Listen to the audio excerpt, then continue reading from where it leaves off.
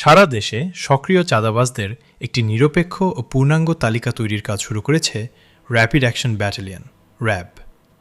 RAB সূত্রে জানা গেছে, দেশের বিভিন্ন জেলা ও মহানগরীতে যারা দীর্ঘদিন ধরে চাঁদাবাজি, ভয়ভীতি প্রদর্শন এবং অবৈধ অর্থ আদায়ের সঙ্গে জড়িত তাদের শনাক্ত করতেই এই উদ্যোগ নেওয়া হয়েছে। এই তালিকা তৈরির জন্য গোয়েন্দা তথ্য, স্থানীয় অভিযোগ এবং মাঠ পর্যায়ের অনুসন্ধান একত্রিত করা হচ্ছে। পাশাপাশি বিভিন্ন ব্যবসায়ী, পরিবহন খাত এবং সাধারণ মানুষের কাছ থেকেও তথ্য সংগ্রহ করা হচ্ছে।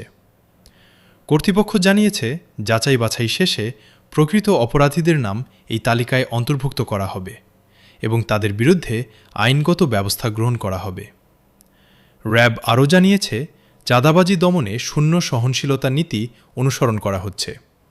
জনগণের নিরাপত্তা নিশ্চিত করা এবং ব্যবসা বাণিজ্যে স্বাভাবিক পরিবেশ ফিরিয়ে আনাই এই উদ্যোগের মূল লক্ষ্য।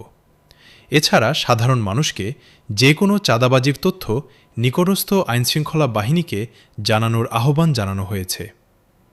এই পদক্ষেপকে অনেকে স্বাগত জানালেও বাস্তবায়ন ও স্বচ্ছতা নিয়ে এখনও জনমনে কৌতূহল ও প্রত্যাশা রয়েছে।